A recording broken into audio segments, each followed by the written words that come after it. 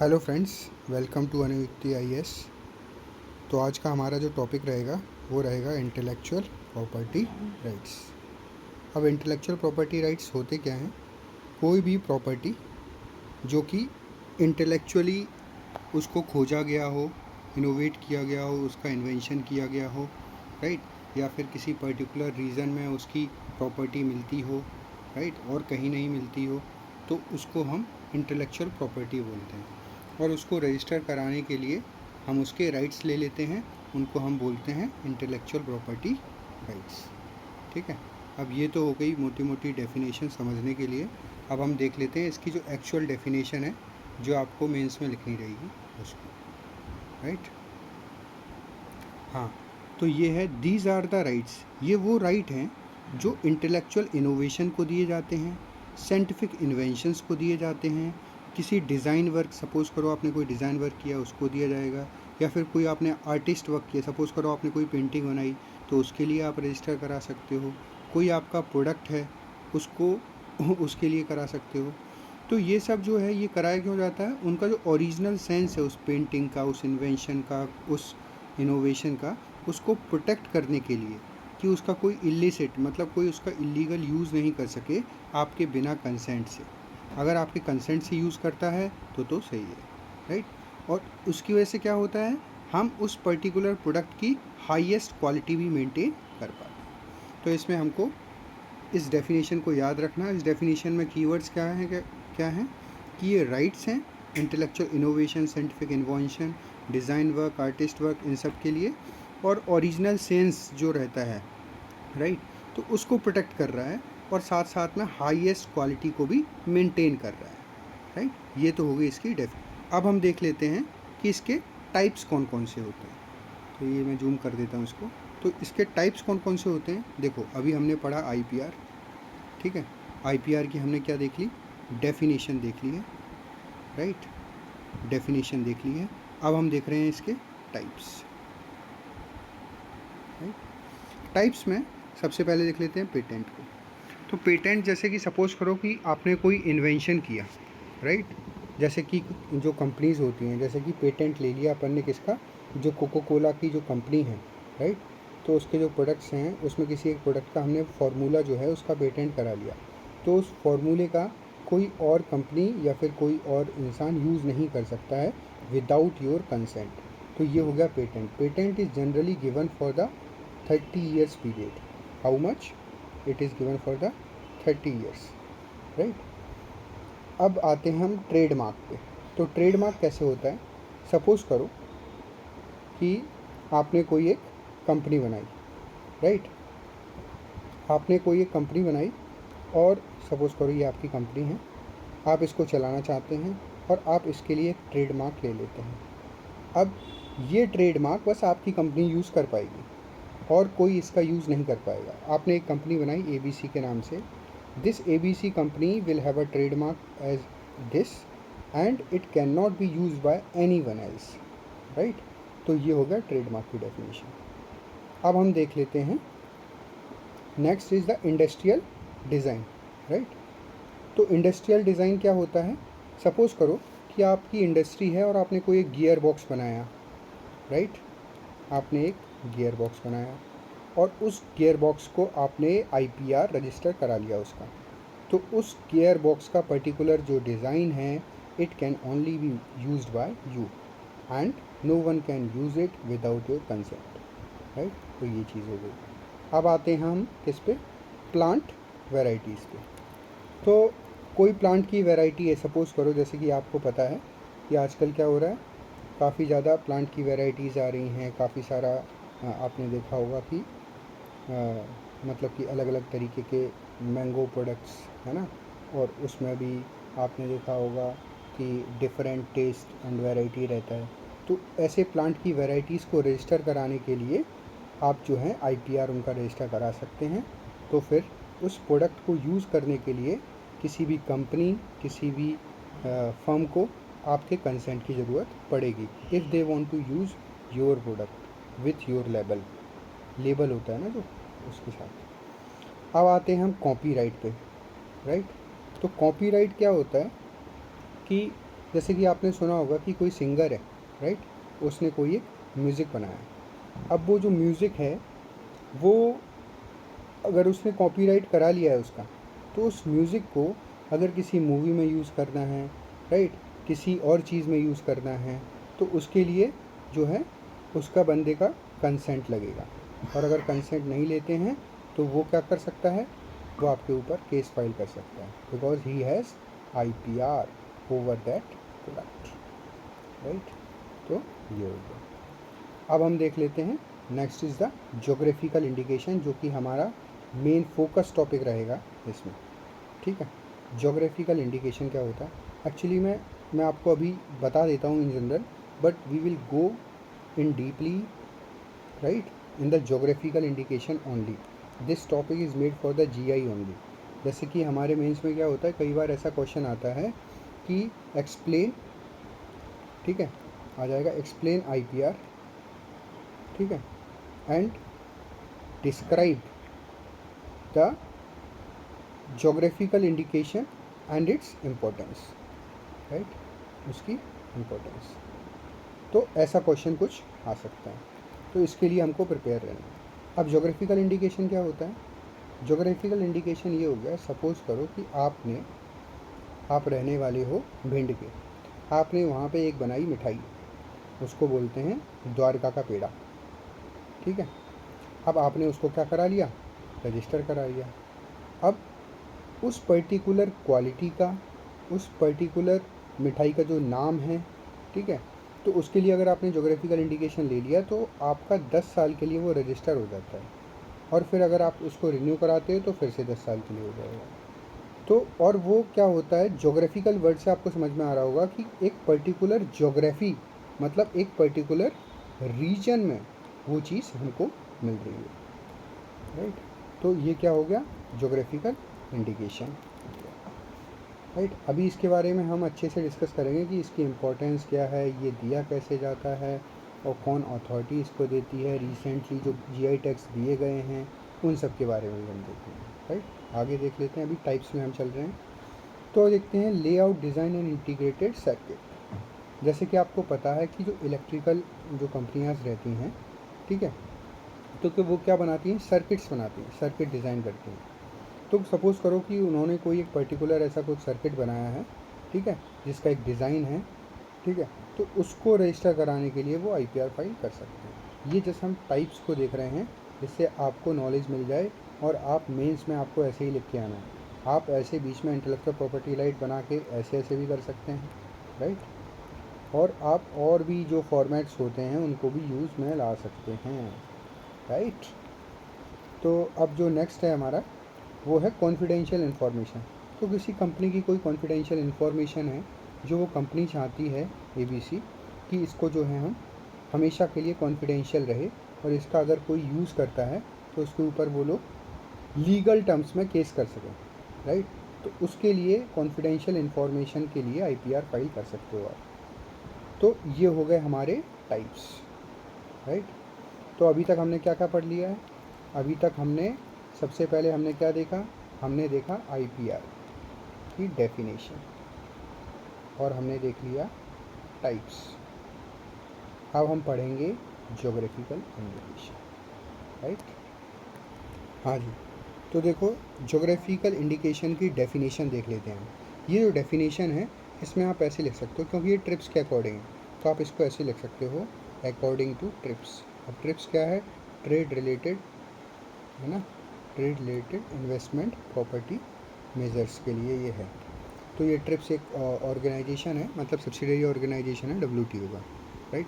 Trips के बारे में भी आप लोग पढ़ लेना, इसके रूल्स देख सकते हो आप लोग, बट अभी हम लोग मेनली IPR पे फोकस कर रहे हैं, तो we will not divert from the topic. अब देखो डेफिनेशन, आपको सेम जो डेफिनेशन यहाँ पे है, आपको इसके कीवर्ड्स देख लेना है, you can modify it according to your self. तो इंडिकेशंस, वो इंडिकेशंस जो आइडेंटिफाई करते हैं किसी भी गुड को as originating in the territory of a member, उस मेंबर की टेरिटरी में हो रहा है, या फिर किसी रीजन में हो रहा है, या फिर किसी लोकेलिटी में हो रहा है उस टेरिटरी के, जहाँ पे एक गिवन क्वालिटी मिल रही है ना, गिवन क्वालिटी, उसी रेपुटेशन का मिल रहा है वो चीज़, और जो कैरेक्टरिस्टिक्स हैं उस गुड्स की वो भी उसी जगह पे मिल रही हैं।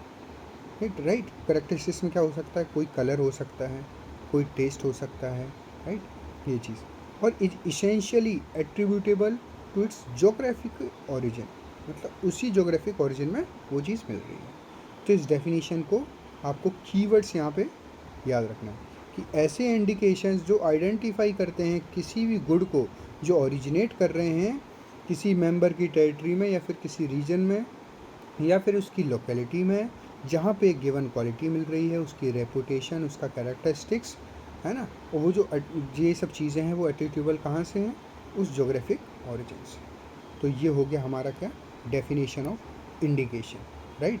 अब हम आते हैं कि इसके लिए कौन सी अथॉरिटी जो है वो रिस्पॉन्सिबल है। तो देखो, आपको याद रखना है कि जो IPR है उसको रजिस्टर कराने के लिए हमारे इंडिया में एक अथॉरिटी है जो है registry authority, right, authority of India. ये कहाँ पे बेस्ड है भाई, तो ये बेस्ड है आपकी चेन्नई में। कहाँ बेस्ड है ये, चेन्नई, राइट। और ये किस मिनिस्ट्री के अंदर आती है, तो ये आती है इस डिपार्टमेंट के अंदर, ये डिपार्टमेंट आता है इस मिनिस्ट्री के अंदर। डिपार्टमेंट कौन सा है, promotion of industry and internal trade. अब promotion of industry and internal trade किस मिनिस्ट्री के अंदर आता है, तो ये आता है ministry of commerce and industry, government of India, इसके अंदर आता है, राइट। तो ये हो गया हमारा क्या, अथॉरिटी। तो हमको इसी फॉर्मेट में जाना है जब हम मेंस में लिखेंगे तो, राइट। अब हम बात कर लेते हैं जो फेमस GI टैग्स दिए गए हैं उनका हम एग्जाम्पल लिख सकते हैं।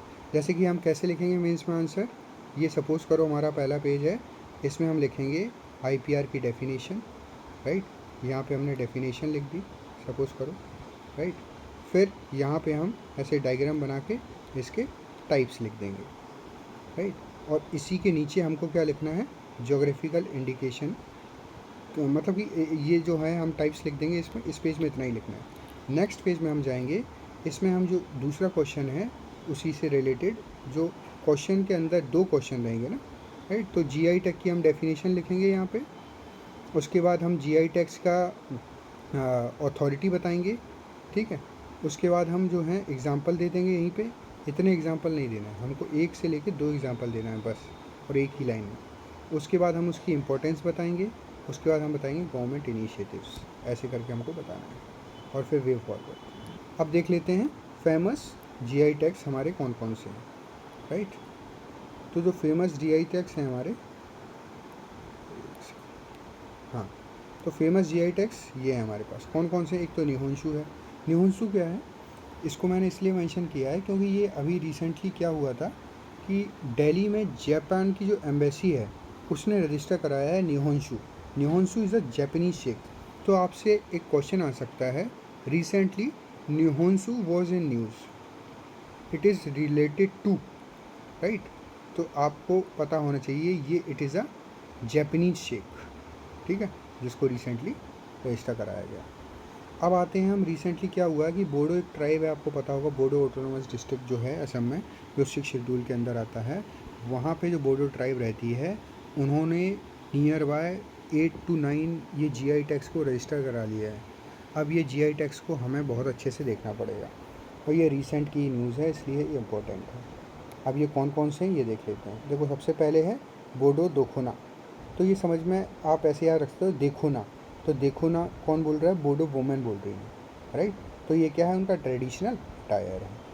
फिर एक बोडो एरी सिल्क होता है, आपको पता होगा एरी मूगा ये जो सिल्क होती हैं असम में होती हैं, तो जो एरी सिल्क है वो बोडो की है, और इसको जो है फैब्रिक ऑफ पीस ही बोला जाता है।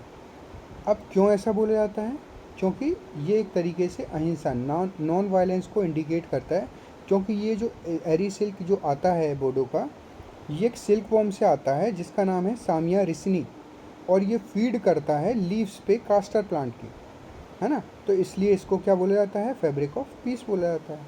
तो ये आपको याद रखना है। फिर है बोडो जमग्रा, ये क्या है, एक ट्रेडिशनल स्कार्फ है, राइट। एक है बोडो गमछा, तो ये क्या है, ये बोडो मैन का ड्रेस है।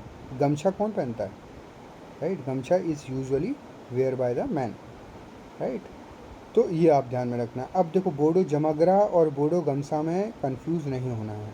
बोडो गमछा जो है वो ट्रेडिशनल स्कार्फ है, बोडो गमछा जो है वो ट्रेडिशनल ड्रेस है, राइट। इन दोनों में डिफरेंस रखना है। बोडो थोरका क्या है, ये एक म्यूज़िकल इंस्ट्रूमेंट है। ऐसे आपको मैच द फॉलोइंग में भी दे सकते हैं प्रीलिम्स में, इस तरीके से आपको याद रखना है। अब एक है बोडो सीफंग। बोडो सीफंग क्या है, एक लॉन्ग फ्लूट है, राइट। तो ये हो गया हमारा। अब हम देख लेते हैं आगे, राइट।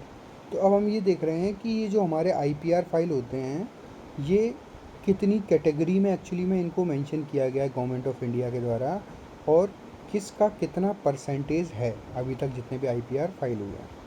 तो देखो सबसे ज़्यादा जो IPR फाइल हुए हैं आज तक वो हुए हैं हैंडीक्राफ्ट्स कैटेगरी में, राइट। 4 कैटेगरी में ये दिए जाते हैं। कैटेगरीज कौन कौन सी हैं, पहली है एग्रीकल्चर, दूसरा है फूड स्टफ, तीसरा है हैंडीक्राफ्ट और चौथा है मैन्युफैक्चर्ड गुड्स। तो इनका आप कोड बना सकते हो कि FM, है ना, FM। हाँ, तो पहला हो गया क्या आपका फूड स्टफ, मैन्युफैक्चर्ड गुड्स, ये हो गया हैंडीक्राफ्ट, ये हो गया आपका एग्रीकल्चर। अगर आप इसको डिक्रीजिंग ऑर्डर में भी बना सकते हो तो वो ज़्यादा बेटर रहेगा आपके लिए कि सबसे ज़्यादा किस कैटेगरी में मिलता है।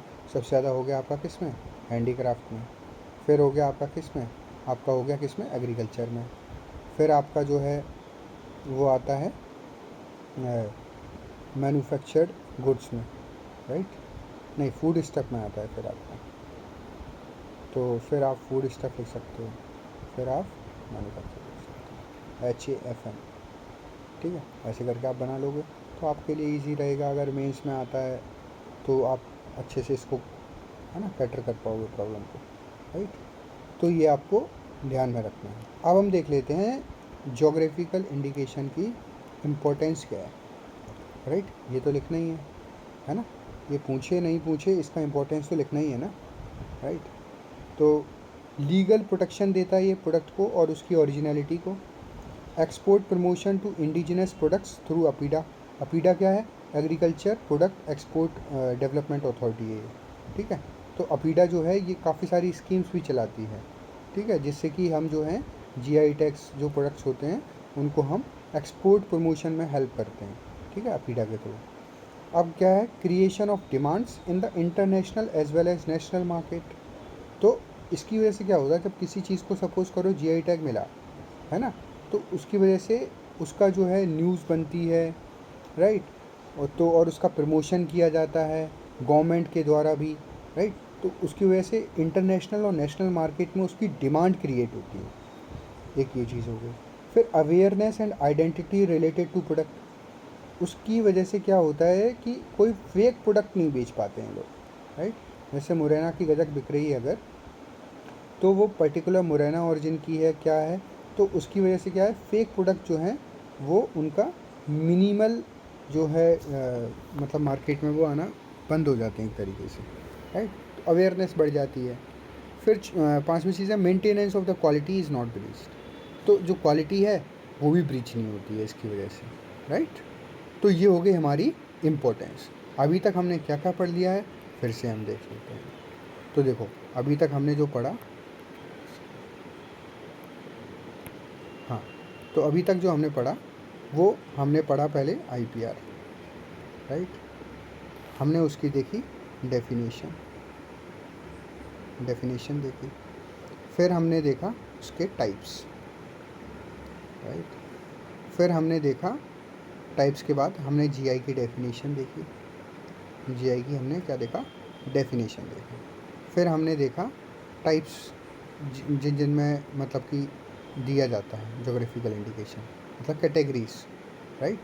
और हमने देखा क्या, एग्जाम्पल देखे, और हमने देखा इम्पोर्टेंस, राइट। अब हम देख लेते हैं इसके डीमेरिट और देख लेते हैं आगे। हाँ जी, तो लिमिटेशंस क्या हैं। लिमिटेशंस एक ये है कि it was not able to prohibit the illegal fake GI products from the market, right. तो जो मार्केट में जो फेक प्रोडक्ट्स चल रहे हैं उनको ये नहीं रोक पाया। ये बात सही है। The process of registry is complex and not direct. जो रजिस्ट्री की प्रोसेस है वो काफ़ी ज़्यादा कॉम्प्लेक्स है कि आप पहले जो रजिस्ट्री अथॉरिटी के पास वो करो, फिर वो वहाँ से क्लियर होती है, फिर डिपार्टमेंट से क्लियर होती है, फिर मिनिस्ट्री से क्लियर होती है, राइट। फिर उसकी ओरिजिनलिटी चेक होती है, फिर इंस्पेक्शन होता है, राइट। तो काफ़ी सारे फेजेस होते हैं इसमें। तो इसकी वजह से ये इसको जो है मिलने में काफ़ी टाइम हो जाता है कि हो सकता है आज आपने IPR फाइल किया और आपको 5 साल बाद वो ग्रांट किया जा रहा है, राइट। अब आगे देख लेते हैं। तो the process of registry is complex and it is given for specific time period and to be renewed thereafter. जैसा कि मैंने आपको बताया कि जो GI टैग है वो 10 साल के लिए आपको मिलता है और उसके बाद अगर आपको चाहिए तो फिर से आपको 10 साल के लिए रिन्यू कराना पड़ेगा, राइट। तो ये जो है ये एक कॉम्प्लेक्स प्रोसेस हो गया कि आपको फिर से रजिस्टर कराना है, फिर से उसका वही प्रोसेस से आपको गो थ्रू होना पड़ेगा। अब क्या है कि अननेसेसरी एंड एडमिनिस्ट्रेटिव प्रोसीजर्स, तो भाई ये तो आपको गुजरना ही पड़ेगा अननेसेसरी एडमिनिस्ट्रेटिव प्रोसीजर से। Indian innovations registered by other countries, तो ये क्या हो गया, जैसे कि आपने सुना होगा बासमती राइस पाकिस्तान ने रजिस्टर करा लिया। तो ऐसा क्या होता है कि कई बार हमारे जो प्रोडक्ट्स हैं, राइट, उनको दूसरी जो कंट्री हैं उन्होंने अगर पहले रजिस्टर करा लिया है तो उसकी वजह से जो आपकी जो जो उसकी ओरिजिनल साइंस है वो नहीं आ पाएगी क्योंकि वो ऑलरेडी रजिस्टर करा चुके हैं। और कई बार जैसे कि आपने सुना होगा कि जैसे फ़िज़िक्स वाला का कि उसने किसी और ने नाम ही रजिस्टर करा दिया था फ़िज़िक्स वाला, तो फिर फ़िज़िक्स वाला ने अपना नाम वाला कर दिया, राइट। उसका भी ऐसे नाम है ना कुछ WALLAH, तो ये चीज़ हो गई। अब इंटरफेरेंस भी होता है WTO का, इसकी वजह से भी काफ़ी ज़्यादा दिक्कत होती है। तो ये क्या हो गई, हमारी लिमिटेशंस हो गई, राइट। अब देखो हम देख लेते हैं कि गवर्नमेंट के क्या क्या इनिशिएटिव्स लिए गए हैं, राइट। तो देखो गवर्नमेंट के इनिशिएटिव्स में आप क्या लिख सकते हो, 1 डिस्ट्रिक्ट, ठीक है, 1 डिस्ट्रिक्ट 1 प्रोडक्ट, 1 प्रोडक्ट, राइट। ये चलाया गया है। एक क्या चलाया गया था, 1 ब्लॉक। जो ब्लॉक होते हैं जैसे डिस्ट्रिक्ट होते हैं वैसे ब्लॉक होते हैं, 1 ब्लॉक 1 प्रोडक्ट, एक ये चलाया गया था, राइट। और क्या इनिशिएटिव्स लिए गए हैं गवर्नमेंट के द्वारा, तो गवर्नमेंट्स के द्वारा अवेयरनेस कैंपेन्स चलाई गई हैं, राइट, और अवेयरनेस, ठीक है। और जो पॉलिटिकल एम्बेसडर्स बनाए गए हैं, राइट, एम्बेसडर्स अपॉइंट किए गए हैं। तो ये सारी चीज़ें जो है गवर्नमेंट के द्वारा की गई हैं। और एक्सपोर्ट प्रमोशन बाई एपीडा, ठीक है, ये भी आप लिख सकते हो, एक्सपोर्ट प्रमोशन, ठीक है, किसके द्वारा, बाई एपीडा। एपीडा मैंने आपको बताया था ना, APEDA is an export development authority. तो ये हो गया हमारा। अब हम इससे रिलेटेड एक क्वेश्चन देख लेते हैं। तो जो हमारा क्वेश्चन है वो है, इस क्वेश्चन का आंसर आपको जो है कमेंट बॉक्स में दे रहे हैं। Consider the correct statements. The GI tag registry office and tribunal based in Chennai responsible for hearing the legal protection to GI tags to Indian products only, right. Bodo Jou Gwran recently got GI tag is a rice beer from the Bodo community. Bodo tribal language added by the 91st Constitutional Amendment Act 2003, right. तो ये जो है इसमें आपको option दिए हुए हैं 1 only, 1 and 2 only, 3 only और नन ऑफ दिस। तो इसका आंसर आपको कमेंट बॉक्स में देना है। थैंक यू एंड चैनल को लाइक करो, सब्सक्राइब करो and for further videos, right, keep subscribing the channel and get the timely news. Okay, thank you and have a nice day.